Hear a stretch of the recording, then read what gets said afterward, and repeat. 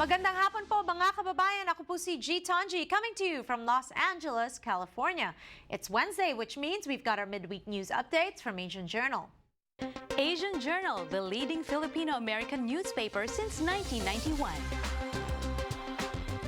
Marami tayong pag-uusapan ngayong araw na ito. Kasama natin ang ating Los Angeles correspondent na si Nepomuceno. Magandang hapon sa iyo, G. Magandang hapon. Simulan na natin. Ito ang ating mga balita. President Barack Obama and 10 Southeast Asian leaders were in Southern California this week for the first ever two-day U.S. Asean Summit, where key issues including the territorial disputes in the South China Sea were discussed. The Philippines is one of the countries in a row with China over the sea. However, Washington and ASEAN members did not reach a common stance on the conflict. After the summit, President Benigno Aquino was scheduled to arrive in Los Angeles for a working visit, which included receiving an honorary doctorate of humane letters degree at Loyola Marymount University and addressing the Philam community members before he heads back to Manila. Speaking of President Benigno Aquino, who is here in town, Annie is going to be there tonight with the President. Yes, I will be emceeing the program, so I hope to see, our Filipino community members there. Okay, at pag-usapan naman natin ito, not too good news for the Filipino-American community.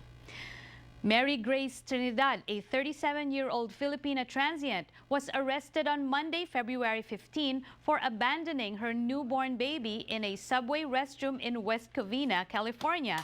Surveillance video released by the police department shows Trinidad enter the sandwich shop where she went into the restroom and delivered her baby. After Trinidad left minutes later, witnesses heard cries and found the baby boy sitting upright, half submerged in the toilet. He was later transported to a nearby hospital where he remains in critical condition. Trinidad was found nearby by police and was taken to the hospital for observation.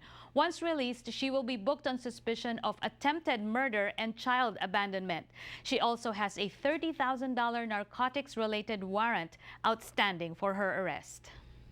Ang masasabi ko dyan sa storya natin na yan, I'm sure that the mother is going through some mental issues because no mother would ever do that knowingly to a child. I believe so too. No one in their right mind would do such a thing. And I believe there is an update that the child is doing better. Okay, that's better news for us. But this is a time to talk about mental health in our community. Pag-usapan natin yan, di ba? Because when something like this happens, it's easy to judge na, yung nanay ganyan, yung ganyan. No, it is a mental health issue and we need to talk about that in the Filipino community. On to our next story. In a recent interview with TV5 Network, boxing champ Manny Pacquiao, who is running for Senate under the United Nationalist Alliance, or the UNA, controversially said those in same-sex relationships are worse than animals. He has since apologized for his comments, saying he was just telling the truth of what the Bible says. He, however, said his stance on same-sex marriage remains unchanged.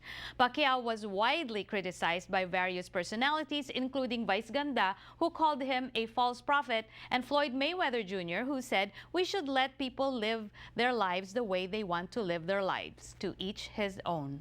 Okay. Common sense lang. Makakita ka ba ng any animals na lalaki sa lalaki o babae sa babae? Mas mabuti pa yung hayop. Marunong kumikilala kung lalaki o lalaki, babae, babae. Di ba? Ngayon, kung lalaki sa lalaki o babae sa babae, mas masahol pa sa hayop ang tao. We wanted to show you that video dahil hindi po lahat ng tao ay may internet at nakita po itong video na to. Ang masasabi ko po ay in solidarity with the LGBTQ community, I'm very disappointed in Manny. Masasabi ko naman dyan, a lot of us have our own beliefs. Pero for a person in his position, especially who has been supported, everyone is supporting him. He should think about what he says how it's going to affect other people. Oo. And I understand there are people that, read the Bible a lot.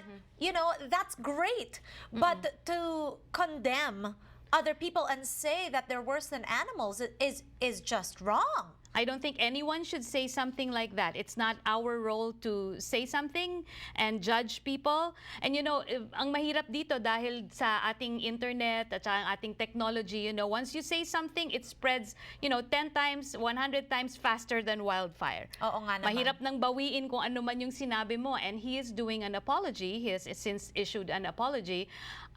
We still have yet to hear on how everyone is reacting to that apology. All right. Thank you so much, Annie, for being here. Thank you, Jane. And can you please say hi to the President I for will, me? sure.